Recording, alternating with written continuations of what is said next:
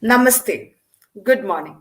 The Department of Political Science and the Kumaraguru Civil Service Academy is happy to announce the third session of the interaction with civil servants. Today, with us, we have Mr. Sakthyakrishnan. Before starting the session, let me invite the head of the Department of Political Science, Dr. T.S. Makkalanbin, for the welcome address. Over to you, sir. Thank you, Anaga.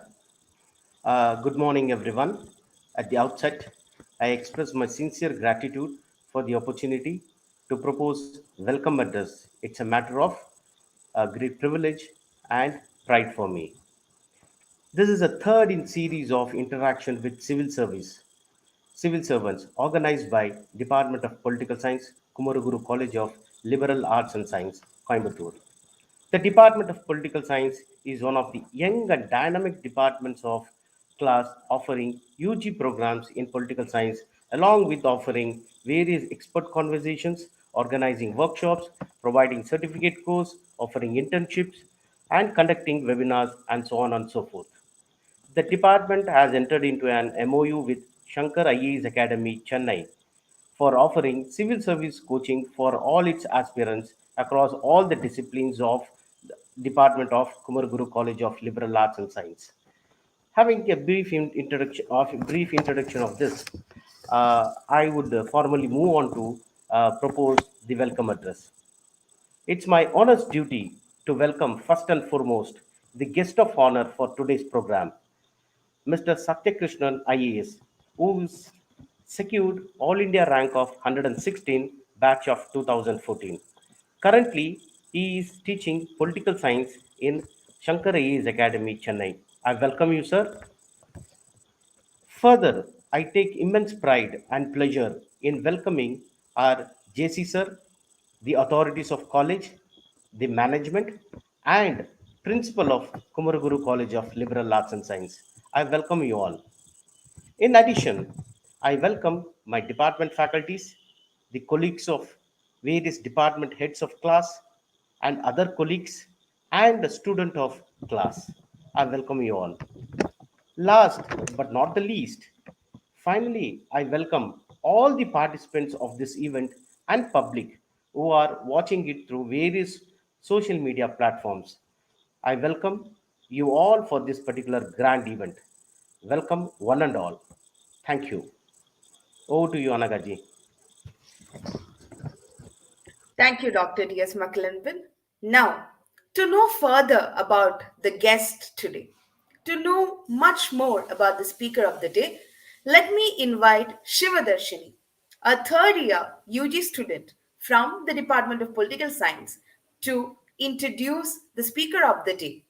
Over to you, Shivadarshini. Thank you, ma'am. Wonderful morning to one and all present here.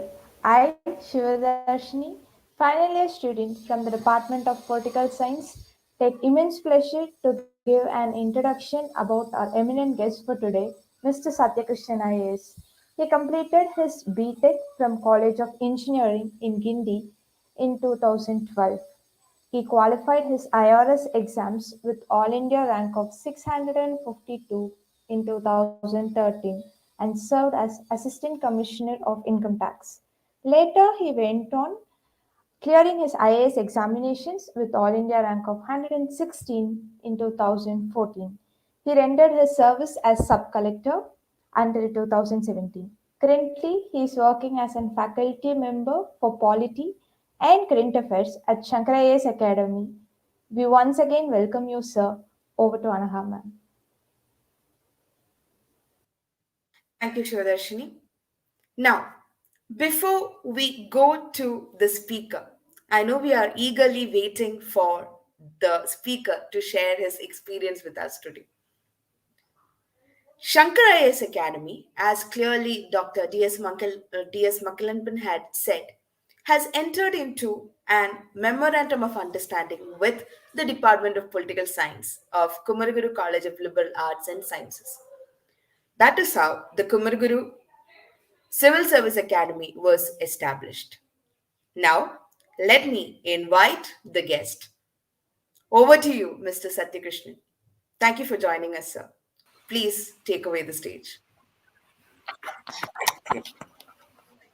Very good morning to one and all present in today's webinar. And before I begin, I would like to express my heartfelt thanks to the organizers of this webinar and to those who have introduced me, who have given me such generous words of introduction. So, thank you to the college, to the organizers, to the faculty members of the Political Science Department, and a very warm good morning to all those who have joined for today's webinar. So before I begin my session, um, let me first lay out what is the first most important requirement for someone to even enter, to even dream, to even think about getting into civil service preparation. Okay, we should be first very clear about why we need to get into civil services and why we should even be entering into the preparation for such a difficult competitive examination, right? So if you're someone who is thinking that getting into civil services, becoming an IAS officer is something that can give me job security, if you're someone who thinks getting into civil services can get me a monthly fixed salary and a remuneration, such a kind of an intent, such a kind of a motive cannot keep you sustained in the civil service preparation. So you need to actually have a higher goal, a higher objective, and a greater motivation to get into civil services preparation. To become an IAS officer, the objective is not to get a monthly salary. It is not to get into a job which can keep you occupied until you're 60 years of age. That's not the objective. The objectives have to be different. The objectives can be one, to serve the larger public. The reason is because there is no other profession, there is no other career path that can help you get in touch with millions and millions of people at a very young age, right? At the age of 23, 24, when you clear this exam, when you're given such responsibility of a sub collector, or as an assistant commissioner of income tax, or as a police officer, as an IPS officer, the kind of interaction that you will be having, the kind of resources that you will be commanding at your disposal, no other service in this entire world will give you this kind of an opportunity. So, if your objective is to impact the lives of millions of your fellow countrymen because of your actions, so that is a valid motive. That is a correct reason why you should be trying to get into civil services preparation, right? Because if you get into a private sector employment in a corporate company, you would be probably developing a particular product. You are a part of a process, and the reach and scope of this private company is nothing when compared to a body called as Government of India or a government of a particular state government. Corporate sector is limited in its reach, in its scope, but the government, the public sector, the reach and scope is great. It's maximum, right? So one reason why you should actually endeavor, you should put efforts, you should be interested in entering into civil services is the reach of your actions, the scope of your decisions. How many millions of lives will your each and every act impact upon? So that should be the most important reason that should be motivating you to be even interested to become an IAS or an IPS officer. First. Secondly, you should also be interested in competing with others. That competitive spirit is something that you must really have within yourself if you want to get into this preparation process. This is not an examination that you can just easily sail through just by preparing for like how you prepare for your school days. There are certain books, I just need to prepare them, read them again and again. Just uh, uh, questions will be asked exactly from whatever I have learned, and I'll just reproduce whatever I have learned from the textbooks. That's not the scheme that you can have for clearing this examination. You should be aware that you will be competing against some of the best minds of this country, right? So it's not an examination which works by rote memorization. I memorize something, and I just go and spill it out on the examination paper, and I will get marks. That's not the kind of mindset that you must have to get into this preparation. You are going to enter into a process which is going to prepare yourself to assume further future responsibilities. So the kind of preparation that you're going to involve in is something that is going to make you as a mature citizen, as a well-aware citizen, as someone who was curious, knowing about anything and everything that's happening around oneself, around his life. Okay, so such a kind of a temperament is very, very essential to get into civil services. You should be a curious person who is very interested to know things that he has never known before. You should be well aware of fellow citizens' problems, social problems, economic problems, the problems of accessing power. You know, so these are some of the basic traits that you must actually have, basic motivators that you must have to get into civil service preparation. One is you should be very competitive. You should know that whoever my competition is, I'll be the one who will be able to win over everybody else. So if it takes 8 hours of preparation every day, if it takes 8 hours of preparation every day, even for 2 years continuously, I should be ready to put in, because my objective is to win in this competition. That winning spirit is something that you really need to have to compete in this examination, right? Just these two basic motivators you must have. If you have that, everything else can be slowly cultivated with time, right? The two basics, motivators: one, the drive to compete with others, and the second criteria is to contribute something to the society. It is to have some kind of an empathy, sympathy towards your fellow citizens. You should have some kind of a feeling towards the poor people of this country, right? It's only when you have that mindset to serve others, you will be finding yourself motivated in this preparation process. So with this, let me get into the scheme of this examination. Now let me tell you, if consider, I assume that you have these two traits. With that, let me tell you more further details about how to clear this examination.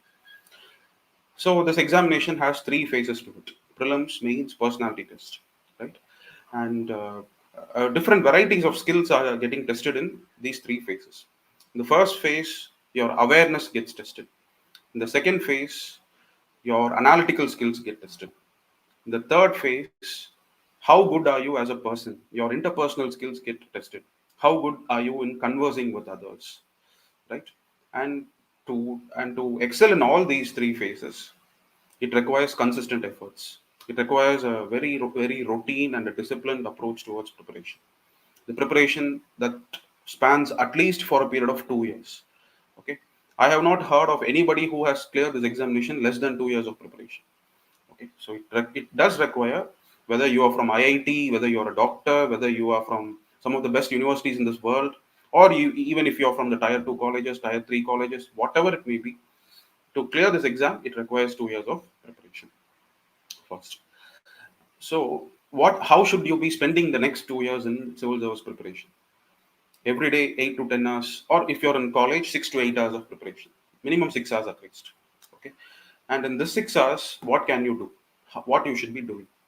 So, in the 6 hours of preparation every day, allot 2 hours just for one purpose: the purpose of reading Hindu newspaper. So, it's only when you get into the sincere civil service preparation you will understand the utility of Hindu newspaper. There's a popular saying in civil service circles: nobody has cleared the examination without reading Hindu paper. Nobody after clearing reads Hindu paper, right? Because officers, they get busy with their lives, and there's just so much of work to do. So there's no time to read Hindu newspaper and all. But the same officers, they would not have cleared if not for reading Hindu newspaper, right? So the most important resource, a very inexpensive resource, just 5 rupees or 6 rupees per day for 2 years, just 3,000 rupees for 2 years, right? So very inexpensive, but it is the most precious resource that you can actually have when it comes to civil service preparation. Because it is only through reading Hindu paper you become aware of what is happening around you. It's only through reading Hindu paper you get aware of how to communicate yourself, how to articulate your thoughts in the form of written medium. And basically, when I say Hindu paper, you are getting into the minds of experts who write articles in Hindu newspaper. So if at all there is some issue happening around you, let's say Taliban has taken over Afghanistan, it's Taliban's rule which has now come in Afghanistan. So as a common man, as a layman, we will not be having much idea about what can be its impacts. But someone who has spent 30 years, 40 years in Indian foreign services as a diplomat, someone who has already served some 3 or 4 years in Afghanistan, if such a person is to write an article in Hindu paper, that's the reflection of the expert's mind. which you are going to learn by reading Hindu paper, right? You are just a normal layman, a common man. You may be an engineer, you may be a student of sociology, mathematics, whatever it may be. But it is through reading such articles written by experts, you slowly start thinking like an expert. Okay, so it is by becoming aware of a diverse set of opinions. So yesterday, a former foreign secretary, Nirupama Menon Rao, she might have written an article. After 2 days, it might be written by another diplomat. It, 1 week henceforth, there might be an article that can be written by a former American diplomat who was posted earlier in Afghanistan. So you get to know his perspectives also. So it is by becoming aware of different expert perspectives and opinions on whatever is happening around you. You also slowly start getting refined, right? So this is what is actually the right preparation for civil service exam. So your right preparation for civil service examination actually starts from reading Hindu newspaper. Hindu newspaper builds your reading ability, it builds your command over vocabulary, it teaches you how to look at things, it teaches you how to write your thoughts. It is doing all this, slowly you also become good with your speaking ability. And it is with good speaking ability you can actually score good marks in the last phase, that is the personality test. Good speaking ability, good conversational skills is one aspect of your personality. There are other aspects like how how keen a listener you are, how you are able to analyze and process information that you receive, correct? And are you introverted or extroverted? There are just other traits which goes into the making of your personality, and good conversational skills are just one aspect of it. To develop this good conversational skills, reading Hindu paper it's a daily must. You should be doing it at least for 2 years of your preparation, right? So this with this, I think you would understand the importance of reading Hindu newspaper as a part of your civil service preparation. It should be a daily affair. Not a single day should go for the 2 years without reading Hindu newspaper. Every day for 2 hours, 2 hours, 2 hours. And generally, students also get this doubt: what should I be reading out of Hindu newspaper? That's also another doubt that students generally tend to get. Basically, you should be reading some 6 or 7 different pages in Hindu paper. You don't have to read about what is happening in your hometown, what is happening in your locality. Those kind of local news you don't have to read. You should be focused more about the country. You should be focused more about the world. So national news, world news, business page, editorials, right? These 5 6 pages are the most important pages that you must be always in touch with. You must be good with reading it, comprehending it, understanding it, processing it, forming your own opinions, so as to write good answers in mains and personality test. And this can happen not overnight. This can happen not with 1 month of reading into paper. This transition can happen only with 2 years of preparation. So, to even realize whether you are going in the right direction or not in terms of preparation for civil service exam, it will definitely take you 2 years of preparation, at least 2 years of reading paper. So, if you're serious about civil service preparation, please start reading newspaper. Okay, and let me tell you, if even after 1 year of reading, if you feel I don't like reading into paper, then I think it's civil service is not your cup of tea, right? Because the basic trait that you must have to clear this examination is an interest in knowing about what is happening around you. The best way to know it is from Hindu newspaper. So if you find that basic trait missing in you, you should be doing something else instead of preparing for civil service preparation. So reading Hindu paper is also a good test that way. Okay, if you develop interest in Hindu paper, reading Hindu paper, you should be getting into serious civil service preparation. If you're not at all feeling interested, maybe some other profession, not civil service preparation, because you will not be able to clear civil service preparation, a civil service exam without healthy interest towards reading Hindu paper. Number one. So out of 6 to 8 hours of preparation every day, you can spend 2 hours reading Hindu. Okay, how can you spend the remaining hours? The remaining hours must be spent equally between two different spheres of preparation. One is what is called as general studies preparation. The other 2 hours can be spent with optional subject preparation. So you need to prepare on a variety of subjects for this examination. Okay, so see, tomorrow you're going to become an IAS officer or an IPS officer. So if somebody comes with this problem, you must be able to understand why are these problems caused to that common man. Why does the common man face all these kind of different problems in his life? So the common man's problems may be the problem of livelihood, the problem of caste-based discrimination he faces in his life, the problem of being treated unjustly by other people in power. When I say people in power, it could be the officials, it could be politicians. When they treat him unjustly, so that could be his power, that could be his problem. His problem of not having enough produce from his agricultural field. Correct. So basically, you're going to find out. You're going to make a study about all these causes of these problems. You're going to study about the nature of Indian society. You're going to study um, about his economic issues. You're going to study about political setup of this country, where power is distributed.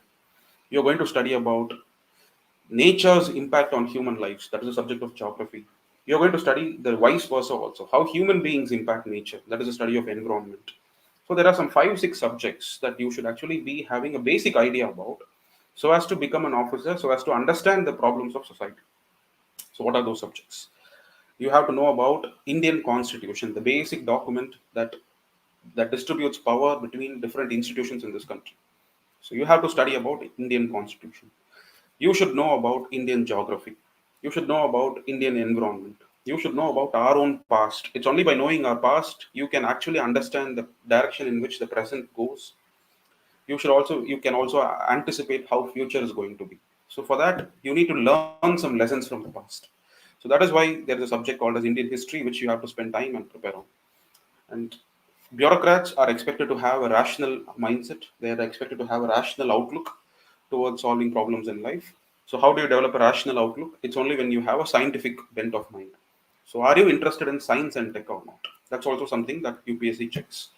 So there are some 5 6 subjects that you'll have to prepare: polity, history, geography, economy, society, science and technology. It is from these areas, it is a broader preparation of these different subjects, which constitutes your general studies preparation. Okay, so every day you should choose 1 or 2 of these subjects, prepare for 2 to 3 hours. So this is the preparation for general studies. And where should you prepare for these subjects from? You should be preparing from CBSE textbooks. Okay, so you should be going to the books that CBSE students use, which are the NCRT textbooks on all these subjects. From the classes from 10th standard, 11th standard, 12th standard. So 3 different classes, NCRTs on all these subjects. You must be reading on a daily basis for at least 2 to 3 hours of your time, right? So this is what is your general studies preparation. And in addition to that, you need to prepare for one subject which can be your subject of your choice, the subject that you can choose based on your interest. For example, I might be an engineer, but I can still choose history or geography or sociology, any subject, right? Because I would feel that I did not study engineering properly in my 4 years, so maybe I should choose some other subject and try to excel in that. So any subject can be chosen. It is your volition. It is your discretion. It is up to you. You can choose any subject of your choice. You just need to spend some 8 months on the subject, 8 to 10 months. Every day, if you're able to spend some 2 to 3 hours for 8 months, I'm sure any subject can be mastered. Okay, so you have a long list of subjects that UPSC does provide. You can maybe browse through the UPSC website. Just search in Google what are the optional subjects that UPSC provides for civil service exam, and you'll be able to come across a list of subjects. So you just have to choose one among the different subjects. It can be history, it can be sociology, psychology, philosophy, anthropology, public administration, political science, any subject of your choice. Choose it. There is a set of prescribed textbooks. Maximum you may end up reading some 6 or 8 different textbooks for the optional preparation. So once you prepare it for 8 months, 10 months, having a good idea, having a good idea about how questions have been asked in the past regarding your optional papers. With all such ideas in your mind, you will be able to master your optional preparation, and you can answer any kind of question that can be asked in this examination. Fine. So these are the different areas that you'll have to spend time preparing, studying. But studying, reading alone is not the entirety of this preparation. You must develop a very, very strong writing ability. It's because your marks in this examination is not in your hands. The marks that you get is in the hands of your competitors. If they are able to write better than you, your marks will definitely go down. Okay, so this is not a examination where the evaluators will have an answer key. They will look into your answers. Okay, all the points are there, so let me give half of mark for each point and total of 10 marks. That's not the way how this evaluation works. There is, first of all, no such thing as a standard key. Your answers are evaluated based on how good your competitors have written the answers. If before my answer, if somebody else's answer seems to be more convincing to the examiner, if he has been given 6 marks, so his answer is now the benchmark for my paper. So when the examiner corrects my answer sheet, he will have the previous answer paper in his mind as the benchmark. Based on that, I will be evaluated. So I should also have a very proficient writing ability, through which I can convey my thoughts very logically, very clearly, very structured manner, and in a very sharp and a precise manner. So a lot of words have been used in my uh, sentence, but that is how your writing should be. Correct. It should be very succinct, very precise, short, very concise, very effective. You should not be beating around the bush. Write it very clearly that each and every sentence that you write makes a lot of sense. It convinces the examiner about the correctness of your ideas. Right? How do you develop it? Even this is a skill that needs to be developed over a period of time with a regular systematic practice of writing practice. So every day you must have a touch with writing practice. At least for one page, one long size notebook, one blank A4 sheet size, you should be writing every day. Okay, it's only by writing every day whatever you read, try to write it, try to make a summary of whatever you have read. Even when you read Hindu newspaper, try to write a summary of what you have read from the Hindu newspaper. It is by writing summaries regularly you can be in touch with a writing ability. It's an art, it's a habit. You stop using the habit, you will forget it, you will lose it. Okay, so just keep it habituated as a part of your daily life, and your writing will take you to greater levels, greater places in this examination. Okay, so that is the second phase. The mains phase is where your writing ability gets tested. But the subjects are the same subjects, the general studies subjects, the optional paper. It's the same subjects, but greater importance to be given on writing ability. If you have developed your writing ability in 2 years, definitely your spoken skills, your speaking ability also will increase, because of the kind of uh, the kind of words that you have in your disposal, the vocabulary base that has been enriched. So definitely your spoken ability also gets enhanced within 2 years, with which you will be able to go and put a good show in front of the members in the personality test. The last phase, personality test, is what is called as the interview, UPSC interview. It's basically a simple process, very easy process. In fact, in my opinion, I would say personality test is the easiest of all the three phases, because you don't have to prepare anything. They're just going to find out more about you. They're just going to find out about where you come from, what have you been doing all through your lives in the last 20, 21 years of your life. It's more of a friendly interaction with people. So they're just curious about knowing what do you do in your free time, in your leisure. Apart from civil service preparation, is there something else that you spend your time on? So you can say, yes, sir, I paint, I draw pencil sketches, I like gardening, I like music instruments. Okay, so they will be more interested. Okay, so you play guitar. So what kind of music do you play? So uh, which is your favorite scale that you actually like in Western music, or you can call it as rag in Hindustani, right? So it depends upon what music you prefer. So the entire 20-25 minute of conversation that happens in the personality test room, it is all about you. It's not about the world. It's not about whether you know about who is the president of Ethiopia. That is not what they are interested in. They are just interested in knowing who you are. Whether do you have the patience, do you have the thought process that is required, are you having the sense of listening to others before you answer? Because tomorrow, as an officer, you cannot say anything that comes out of your mouth. You have to first listen to what is people's problems and then give a solution accordingly, right? So do you have the listening ability in you or not? Do you have the patience to think before you speak? Do you get stressed when you're put to stress or not? So these are the personality aspects that gets tested in the 20-25 minutes of interaction with the members of the personality test panel. So very easy. So you clear it also.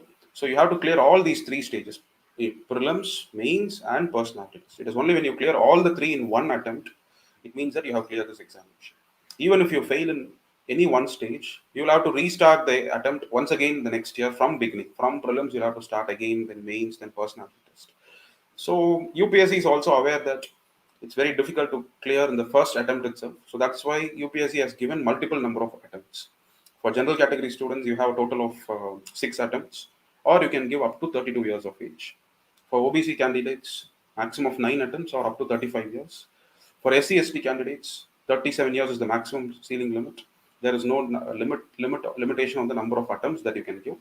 All of you can start giving your examination as soon as you cross 21 years of age, as soon as you have an undergraduation in your hand.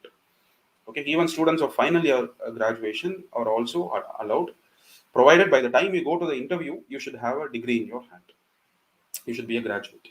Okay, so this is the qualifying aspect of this exam. You 21 years and an undergraduate. Okay, with that you can start giving this attempt. Multiple number of attempts have been given. Age relaxations are also there for different categories of caste. So based on that, you can prepare, you can plan your preparation, but just keep this in your mind. This is an examination that needs planning. It needs prior preparation of at least 2 years of preparation. Minimum 2 years of preparation is necessary for this examination. But by clearing it, you get into some of the most prestigious positions in the society itself, not just in government, in this entire society. So there are certain things in life that cannot be got with money. You may be having hundreds of crores, but you cannot become an IAS officer. To get into this, there is only one way to crack this examination, which is completely based on merit, a very transparent process, very honest process. So UPSC has proved itself as a very credible, merit-based body since independence. It's completely your talent, your preparation, your persistence, your skills, your ability to burn the midnight hours and sit and study for long time. It is all these aspects which matter in clearing this examination. All right.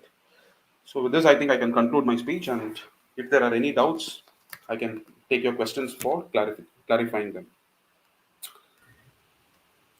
Thank you, Satyakrishnan sir. Now, let me hand over the session to Mr. Vignesh Kea, Assistant Professor of the Department of Political Science, Kumaraguru College of Liberal Arts and Sciences, to take over the Q&A session. Over to you, sir. Thank you, Dr. Anaga. Greetings, Satyakrishnan sir. First of all, thank you for sharing your experiences and wisdom about civil service preparation. You have given deeper insights and, importantly, the attitude needed for preparation. I'm sure the aspirants would have gained immensely from your talk. Thank you, sir. Now I call upon the audience, the aspirants who are watching this live session, to come up with their questions and doubts. You can ask whatever you have in your mind regarding the civil service preparation. Please post them in the comment section, and I will read it out to sir and get your questions answered. Yeah, the audience can now come up with their questions. Please post them in the comment section. So, sir, before the audience starts with their questions, I need to ask one. Can you share a few insights regarding optional preparations? Okay. And what was your optional? All right. Well, optional preparation. The important question is, how should a student choose a particular optional subject? Yes. That would be the most important question that students will always be confused about, because just because there is a list of options which UPSC provides, so students tend to have this doubt. So my suggestion is, first divide the option into categories. I can broadly divide the option into 3 categories. The first one is optional subjects that deal with power, politics, and uh, and control, right? So the 2 optional subjects that deal with power, politics, and control are political science and public administration. Okay, so this is one class of options. The other category of optionals are those which deal with study of individuals. You can take the subject of psychology, philosophy into this category. It's more about study about individual human beings. Then there are subjects that deal with the study of broader society, sociology, anthropology, history. These are subjects that deal with the study of collective society. So you should find where is your interest located. Do I want to study about an individual? Do I want to study about the society? Or do I want to study about power structures in this country? Okay. So now you make a choice. Okay.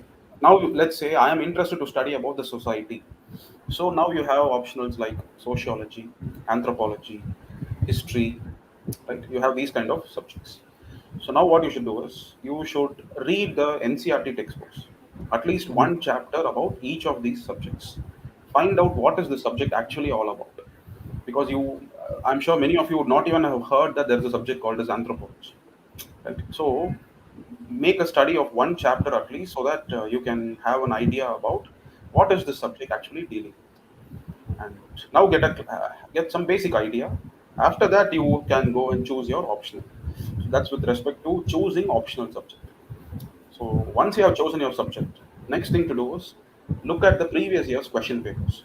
Like take 10 years of previous year's question papers, find out what is the area from where UPSC asks questions, look at the syllabus sheet, find out where is the reading material. Gathering reading material is another important task. Knowing that these topics of the syllabus sheet can be prepared from these different textbooks. That's the second step. So then start reading it. When you read it, when you finish each and every chapter, look at the previous year's question. Now think of an answer. Okay? Now think, if a question is asked, this is what I have read. From whatever I have read, am I able to come up with some answers? So try to provide answers for the questions which have been asked in the previous years. So it is from there your optional thought process will start. Okay. So going that way, you will end up preparing for areas from where future questions can also be asked. This is the approach for optional subject, and this will take a minimum of 8 to 10 months of preparation. If daily 3 hours of time is spent for preparation. Sure, sir. Thank you. Now the audience have come up with certain questions. The first question is by Adira Pradeep. Sir, can you share your experience at Shankar IAS Academy? Well, my experience is to teach people, right? So I meet a lot of students. I meet students from different backgrounds. People from very privileged, from not so privileged, people from very, what do I say, from completely English medium of education to people who have never been to English medium schools, who have even done their graduation in Tamil. So very mixed set of audience I tend to encounter here at Shankar IAS Academy. So all of them come with a lot of dreams. Some of them are able to realize it. Some of them, if they are not able to realize their dream of IAS, then they get into other higher positions in the government. So the beauty of civil service exam preparation is, if you don't get into, if you don't become an IAS or IPS officer, then you will become a Group 1 officer at least. If not Group 1, at least Group 2, right? So one thing that is assured about civil service preparation is you have a job at the end of the day.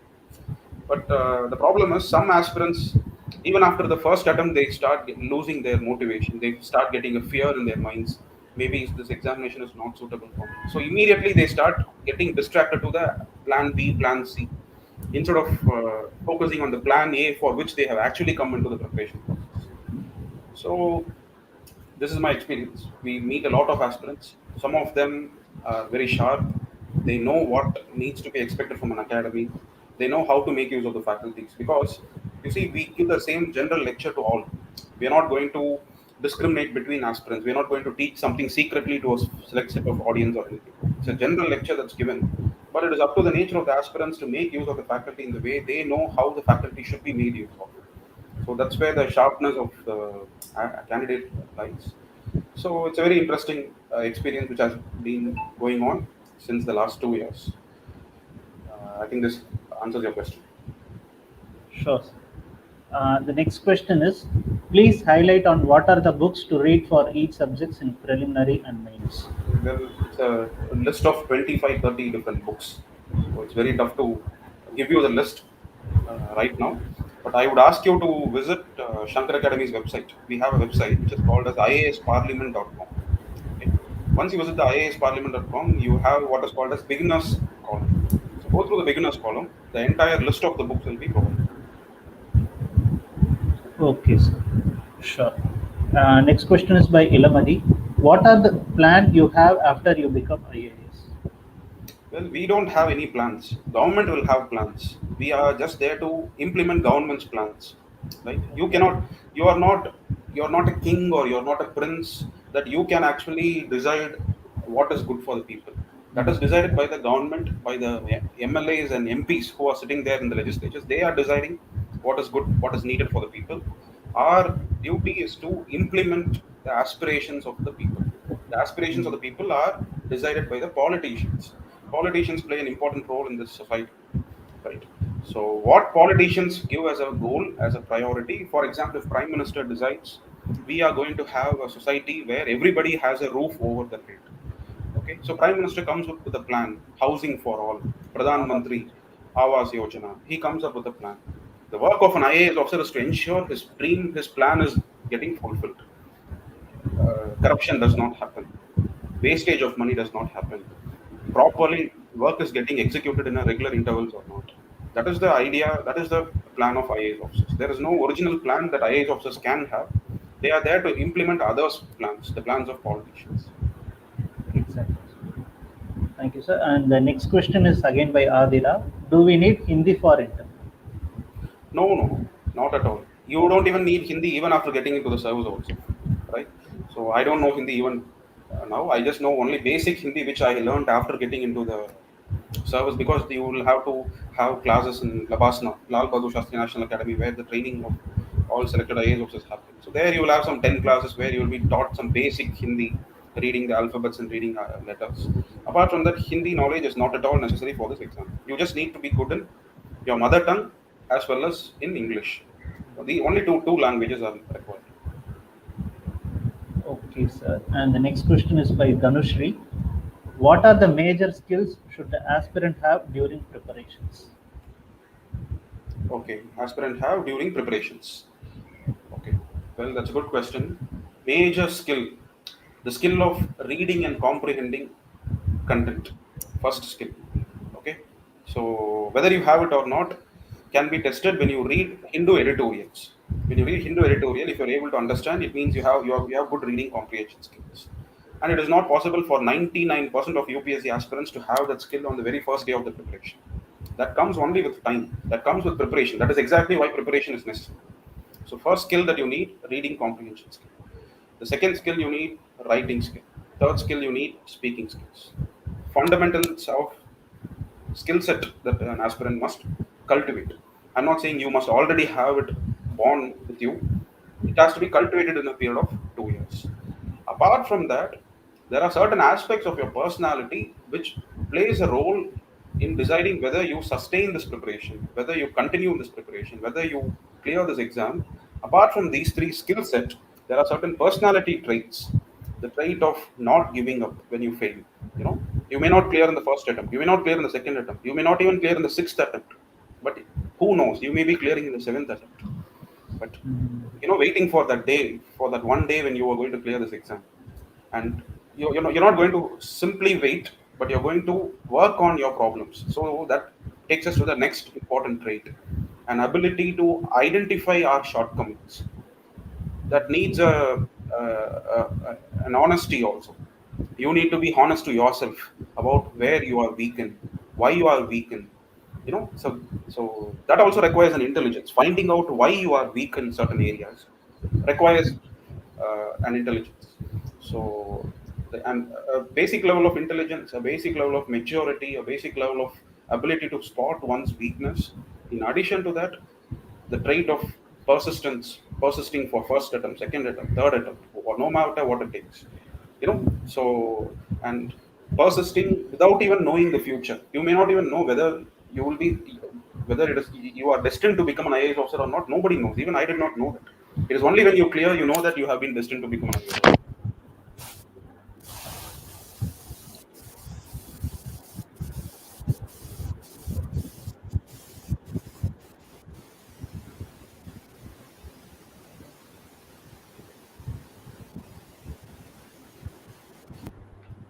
Slow development. Thank you, sir. Next question is by Sivadarshini. I guess many new aspirants will have this question. Can you share the techniques to read and understand the business column of Hindu, especially to the people who are not from the economics background? Right. Well, it's a very right question because the only page that you will be finding completely difficult to read and understand is the business page, because the business page is written in a different vocabulary. It's written in a language where first you should know the basics of the language, right? If you want to speak in French, you should know the alphabets in French, how the sounds are in French.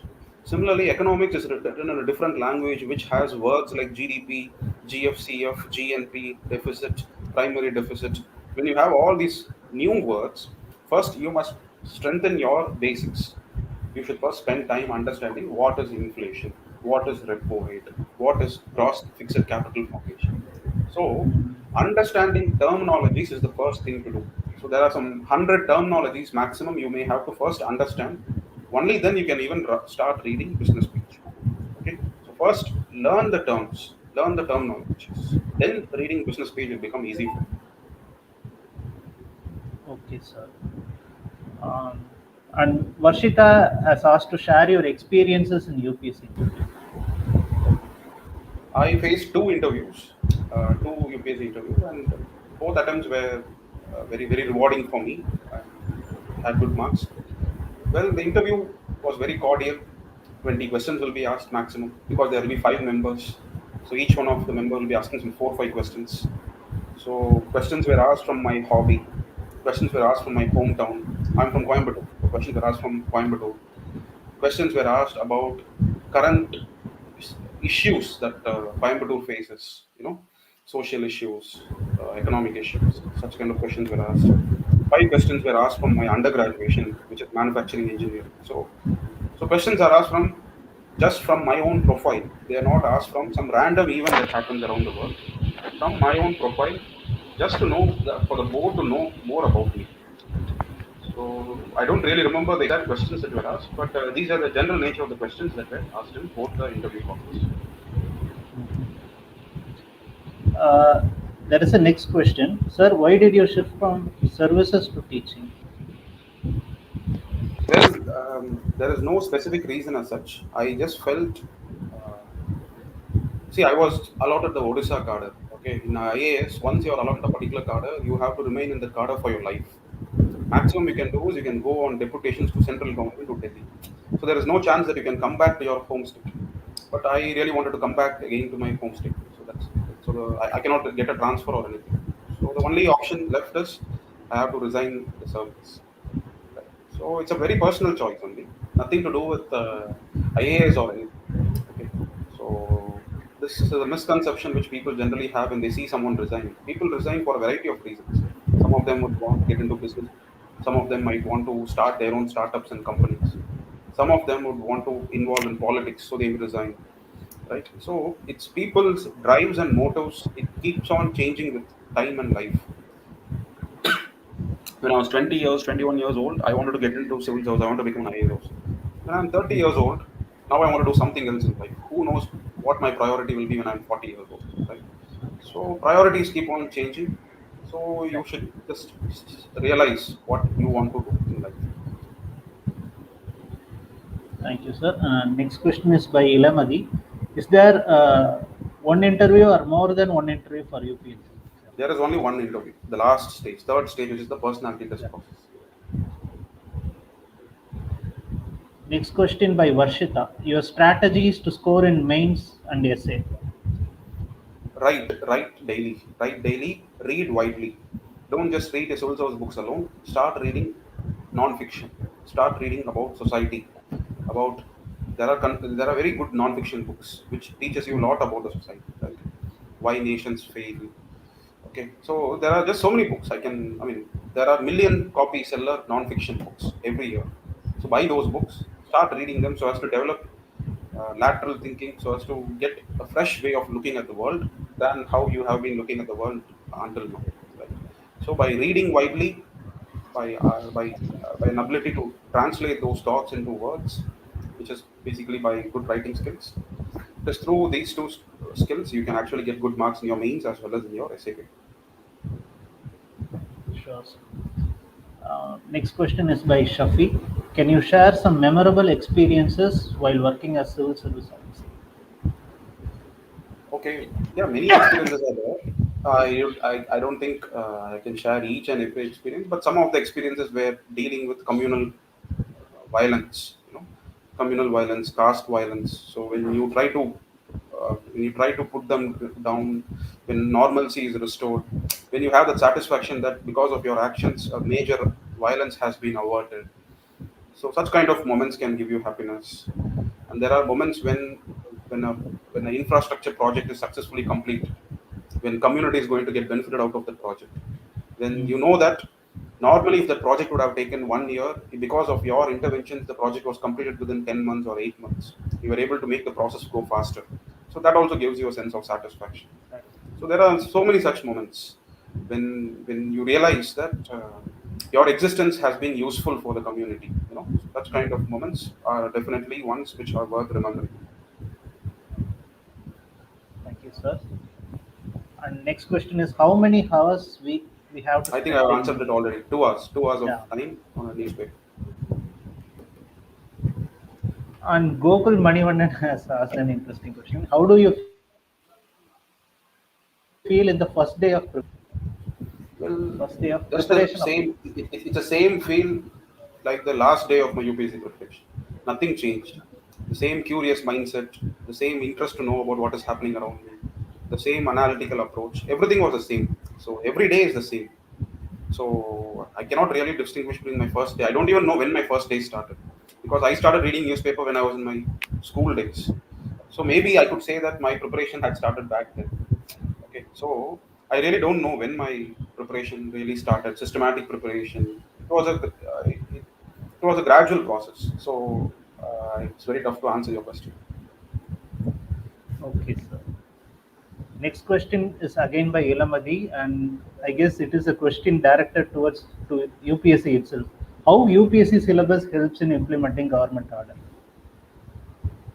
Yeah, because see how UPSC can help. So your question is why has UPSC come up with this examination having all these subjects to Uh, choose bureaucrats, right? You're Relevance. questioning the wisdom of UPSC syllabus sheet.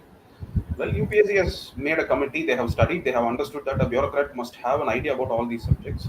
Tomorrow, if someone comes and tells you, sir, my house has been destroyed in caste violence, immediately you should know what all other problems caste based discrimination can put this person to, right? What all issues he would have faced before his house was burnt.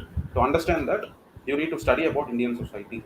So that's why UPSC expects you to learn on these subjects. So definitely UPSC's syllabus will help you in becoming a government officer.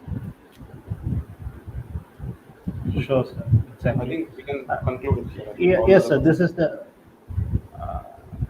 only one comment is there. I guess we can take that, sir. Okay. Why did you want to become an IAS? It's a basic question by Okay, someone okay. named It's the same reasons why you are here attending this seminar, right? Why? The reason is basically it's see, you are driven by some motives. The motive of achievement, a sense of accomplishment, right? When everybody says this is a tough examination to crack, and you would want to say, why does everybody want to say? Everybody say it's a tough exam. You would want to have the thrill of competing, So that can be a reason, and definitely my greater interest was a motivation to serve people. Since that cultivated because of my habit of reading newspapers. Slowly getting into newspapers, I was able to understand more and more about the society.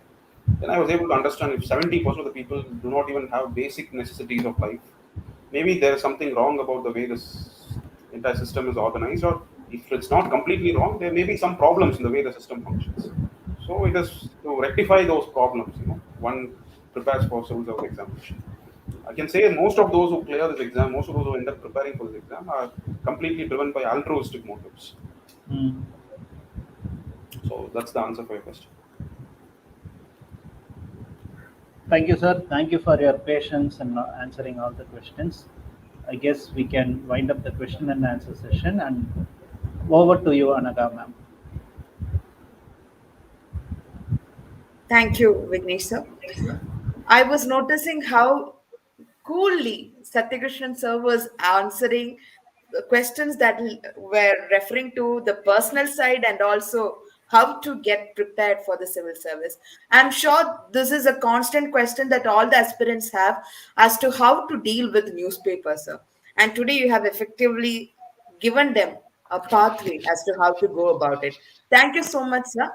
But I think it is our duty to express our gratitude towards you, and our students would love to do this for you. For this, let me invite Arshia Taj from second year Department of Political Science to do the honors. Arshia, over to you. Good afternoon, everyone.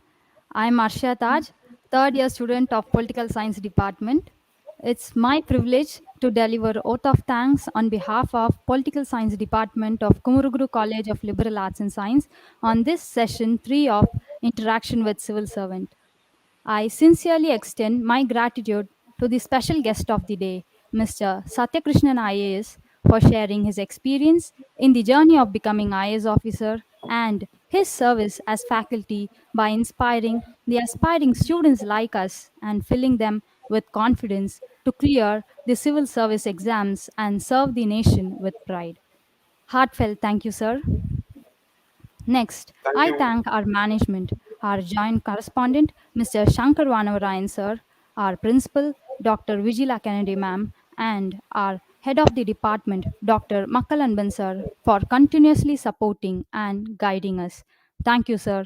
I thank our department faculties, Mr. Prashant sir, Mr. Vignesh sir, Mr. Gautaman sir, and Dr. Anaga Babu ma'am for creating us the best opportunities to learn and experience.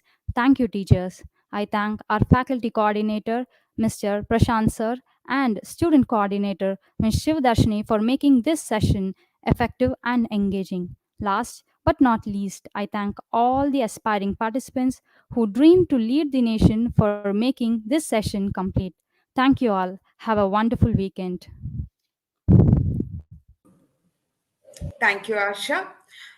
The feedback form has been provided in the comment box. Please let us know how you have felt with today's session.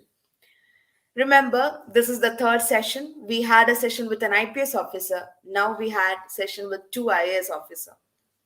Maybe, who knows? You could be one delivering the lecture next. Join class. Please fill in the feedback form. Thank you for joining us today. Thank you, everyone. In gratitude to Satyakrishnan sir and the management for providing the opportunity for this, I should thank the broadcasting team, which was led by the Department of Visual Communication of class, effectively managed by Anupama and Sandeep, students from the department. Thank you, everyone. Thank you so much. Thank you. Namaste.